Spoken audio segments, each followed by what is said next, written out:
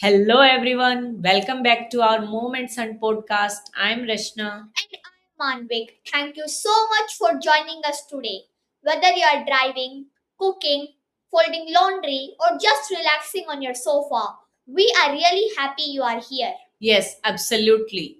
And Manvi, today I can already see a huge smile on your face, but also a little bit of debate hiding behind it.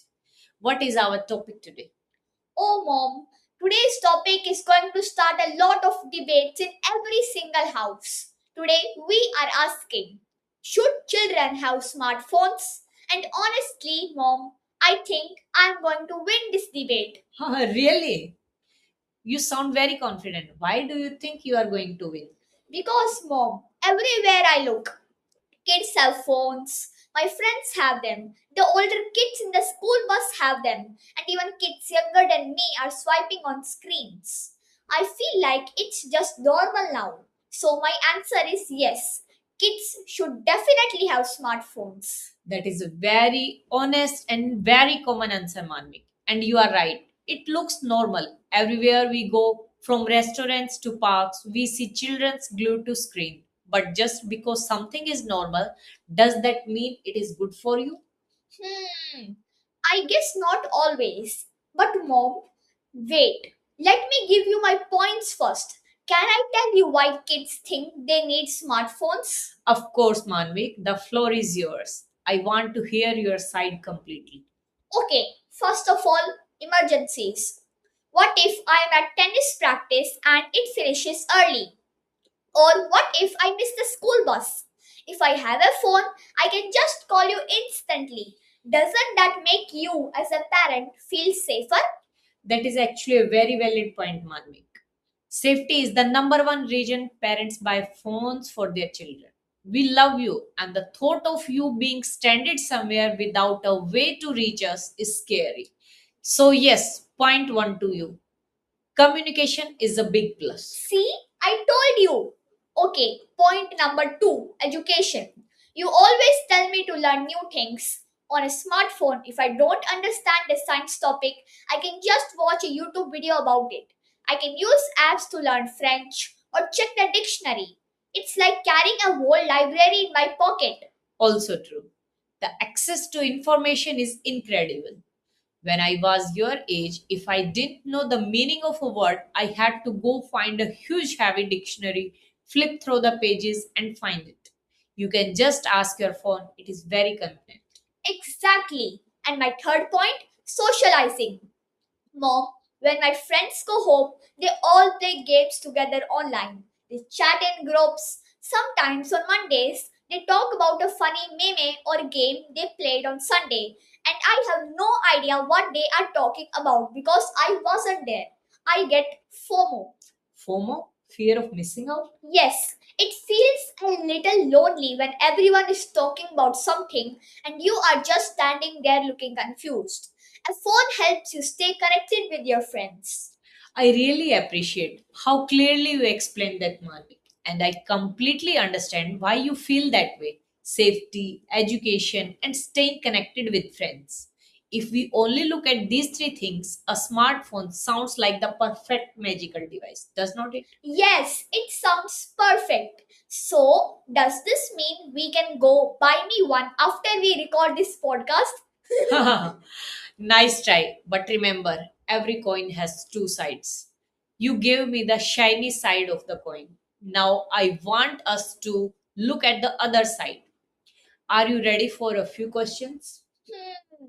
Okay, I'm ready. Ask me. Let's imagine something. What is your absolute favorite food in the entire world? That's easy. Chocolate lava cake with vanilla ice cream. Yummy, okay? Imagine I buy a massive chocolate lava cake. I put it in your room and I say, Manvi, you can eat this whenever you want, as much as you want. But you also need to do your homework, play outside, and eat your vegetables and sleep on time. Honestly, Manvi, what would happen? Honestly, I would probably eat a little bit. Then I would try to do my homework. But I would keep looking at the cake. Then I would just take one more bite, and before dinner, I would probably finish the whole thing and have a terrible stomachache. I definitely wouldn't eat my broccoli. Exactly. And would it be your fault? Not really. Chocolate cake is designed to be delicious. It's hard to resist. Manvik, a smartphone is exactly like that giant chocolate lava cake. Wait, really? How? Because the apps, the games, YouTube, the reels, they are all designed by thousands of very smart engineers to be impossible to put down. Every time you get a like or win a level in a game, your brain releases a tiny chemical called dopamine. It makes you feel happy for a few seconds. So your brain says, "Give me more."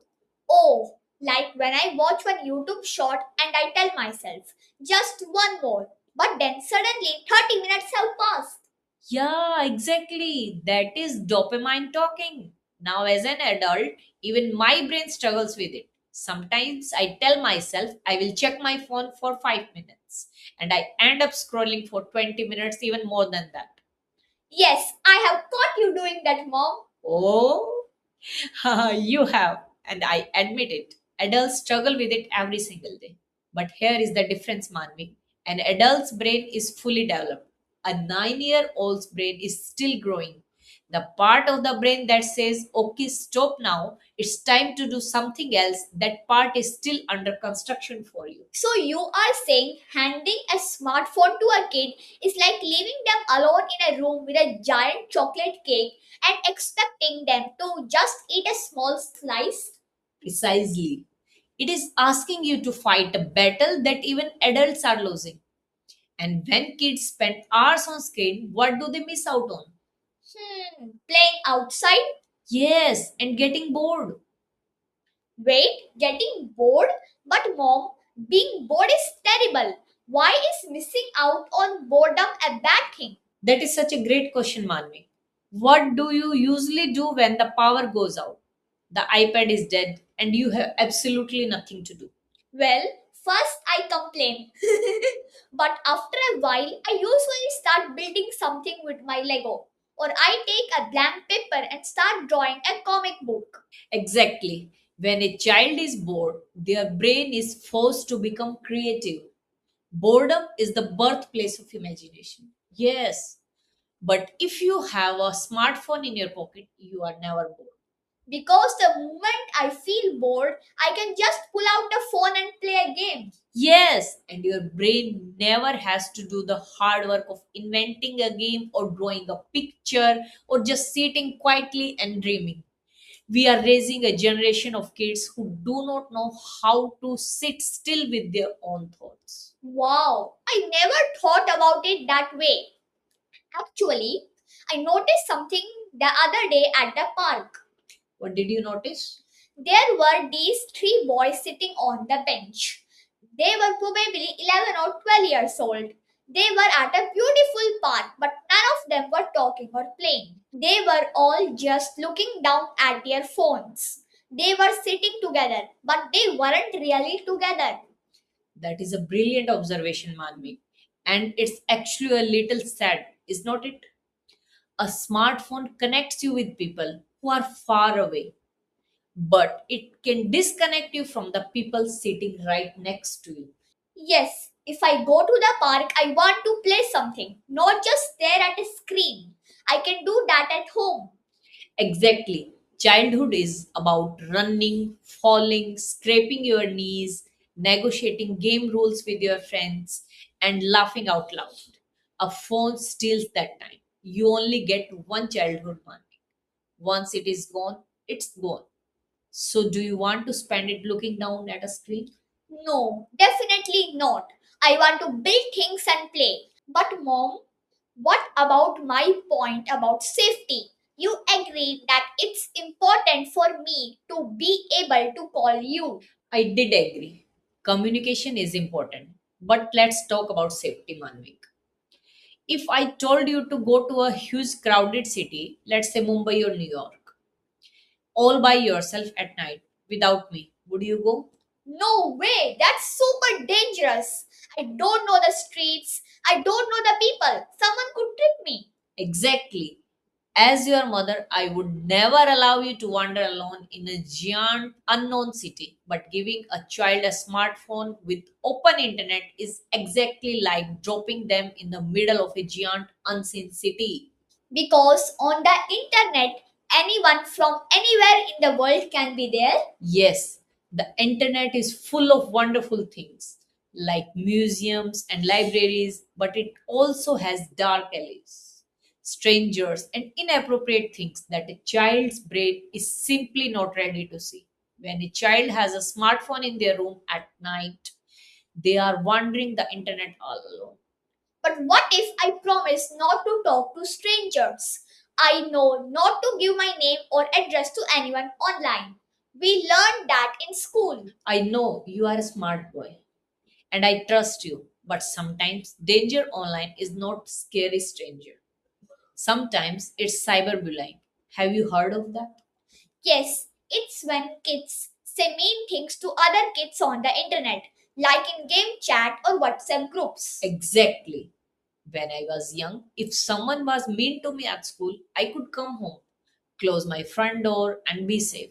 Home was a peaceful place. But today, if a child has a smartphone, the bullies can follow them right into their bedroom through the screen. That sounds really stressful. One of my friends told me he got really upset because someone made fun of him in a multiplayer game chat and he couldn't stop thinking about it all night. See, that's what I mean. A smartphone is a huge emotional responsibility. It's not just a toy, it's a powerful tool, like driving a car. Would you give a 9-year old the keys to a car just because they want to go to their friend's house? No, I don't even know how to reach the pedals. I would crash in 2 seconds. Exactly. Before you drive a car, you need years of practice. You need to understand traffic rules and you need maturity to handle emergencies. Having a smartphone requires emotional maturity. You need to know how to handle bad content, mean messages, and the discipline to turn it off. Most kids under 13 or 14 simply don't have that yet. Okay, mom, I am starting to see your point. The chocolate cake, the empty park benches, the dangerous virtual city. It does sound like a lot. But what about my friends? I still feel bad when they talk about a social media trend and I am completely blank. Okay, let's talk about that. FOMO, fear of missing out. It is a very real feeling. But tell me, when you look at someone's photos or videos online, what kind of things do they usually post? Usually the best stuff, like when they go on a pool holiday or win a trophy or eat at a fancy restaurant. Nobody posts a picture of themselves studying for a boring math test. Exactly. Social media is a highlight reel. It's like a movie trailer that only shows the best parts. But real life is not a movie trailer. Real life has boring days, sad days, and hard work. When children and even adults scroll through phones, they compare their real everyday life to everyone else's perfect fake life. Oh, so if I'm having a boring Sunday at home and I see my friend posting a picture from a water park, I might feel like my life is terrible, even though it's actually fine. Spot on, Manvik. That comparison creates a lot of anxiety and sadness in kids today. Studies show that the more time kids spend on social media on their phones, the more they feel lonely and anxious. It's an illusion. It's like a magic trick that tricks you into being sad. Beautifully said. A magic trick that tricks you into being sad. I love how you phrase that. So let's reevaluate. If a smartphone causes addiction, takes away real playtime, exposes you to cyberbullying, and makes you compare yourself to fake perfection, is it really worth it just to stay in the loop with a few internet jokes? When you put it like that, probably not. But mom, wait, we still haven't solved my first problem. What if there is a real emergency? What if I'm at the tennis field and it rains and everyone leaves and I need you to pick me up? I need a way to communicate. And you are 100% correct, Manvi. We absolutely need a solution for that. But who says a smartphone is the only way to make a phone call? What do you mean? Technology has given us great middle ground options. Have you seen those basic smartwatches for kids? Oh, yeah. My friend Aryan has one. He can call only five numbers on it: his mom, his dad, his grandma, and two others. And it doesn't have an internet browser or YouTube. Exactly. That solves the safety problem perfectly. You can call me in an emergency. I can track your GPS location to make sure you are safe, but you don't have the giant chocolate cake of social media and games in your pocket. That actually makes a lot of sense. Or what about those old phones? The ones with the buttons? Yes, we call them dumb phones or feature phones. They can make calls and send regular text messages, but they cannot download apps. If I gave you a small button phone to keep in your sports bag just for emergencies, how would you feel? I think I would be okay with that. I mean, it doesn't look as cool as a shiny smartphone, but it does exactly what I actually need it to do. If I want to play a game or watch a video, I can just use the family iPad in the living room when I come home, right? Exactly. And that brings up a very important rule. When children do use screens, whether it's an iPad or a computer, it should be in a shared space, like the living room, not locked in a bedroom. Why the living room? Because when you are in the living room, you are still part of the family.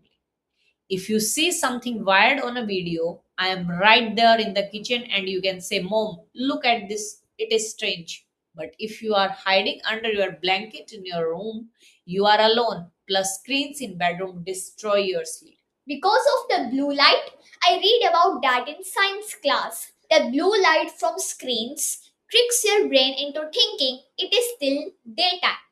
So your body doesn't produce the sleep hormone. What is it called? Melatonin. Very good, Manvik. Yes, the blue light stops melatonin. So kids who take phones to bed end up staring at the ceiling for hours. And the next day at school, they are tired, cranky, and can't concentrate. That actually explains why some kids in my class are always yawning in the morning. Okay, mom, I have another big question. If 9 is too young for a smartphone, what is the right age? 12, 15, when I turn 18? Please don't say 18. Don't worry, I won't say 18. But honestly, there is no single magic number. Every child is different. However, there is a big movement worldwide right now called Wait Until 8th. Wait until 8? What does that mean? It means many parents and schools are taking a pledge to wait until the child is in at least the 8th grade, which is around 13 or 14 years old, before giving them a personal smartphone. 14. That feels like a long time away. I know it does, but by 14, your brain is a bit more developed. You are better at handling social situations. You understand the consequences of your actions much better than a 9-year-old. And even at 14, it does not mean get a phone with zero rules. Rules like what? Like a phone contract, some families write an actual agreement. It says things like no phones at the dinner table. All phones must be charged in the kitchen overnight, not in bedrooms. Parents have the right to check the phones to make sure you are safe. A contract. That sounds serious. Like a job. It is serious. Owning a piece of technology that connects you to the entire globe is a big responsibility, just like driving a car. You know, mom, when we started this podcast, I was 100% sure that kids needed smartphones. But now, imagining myself carrying a phone, worrying about getting bullied on it, staying up late, losing my sleep, and ignoring my friends at the park. It actually sounds exhausting. It is exhausting, even for adults. And Manvik, I want to tell you a little secret as a parent. What is it? Sometimes Parents give their kids smartphones not because it's good for the kid, but because it's easier for the parent. Wait, really? How? Raising kids is hard work. When you are noisy or bored or running around a restaurant, it is so easy for me to just hand you a glowing screen to keep you quiet. It acts like a digital babysitter. But a good parent knows that taking the easy way out is not always the best for the child. I would rather you ask me 100 questions or fold a paper napkin into a messy pot. Then see, you turn into a quiet zombie staring at a screen. Wow, a digital babysitter. I never want to be a screen zombie. I prefer making messy napkin boats anyway. So let's summarize our big debate today. Should children have smartphones? I think my new answer is not yet. Kids definitely need a way to stay safe and call their parents. But a smartwatch or a basic button phone is enough for that. A full smartphone is too much responsibility. Like a giant chocolate cake that ruins your appetite for real life. I am so proud of you. How you processed all this information, Manvi. You started with one view. You listened, you asked brilliant question, and you updated your opinion. That is the mark of a very smart learner. Thanks, Mom. But remember, I still get to use the family iPad to learn about space on weekends, right? Absolutely. In the living room with time limits. Technology itself is not evil, Manvik. It is a wonderful tool. It's all about how and when we use it. We want technology to be our servant, not our masters. Servant, not a master. I like that. I think we have given our listeners a lot to think about today. Whether you are a parent listening to this, wondering if you should buy your child a phone, or a child wishing for one, we hope this conversation gave you a new perspective. Yes, and if you are listening to this on a smartphone right now, maybe after this podcast is over, you can put it down, go outside, and just look at the sky for a few minutes. That is a beautiful idea, Manvi. Thank you so much for joining us on this deep dive today, everyone. We would love to hear your thoughts. Do you agree with the wait until 8 rule? Do you use a basic phone for your kids? Let us know in the comments. Yes, we read as many comments as we can. And if you enjoyed our conversation today, please don't forget to like, share, and subscribe so you don't miss our next episode. Keep asking questions, keep talking to each other, and most importantly, keep enjoying the real, beautiful world outside of your screens. Bye, everyone. See you in the next episode. Bye bye. Take care.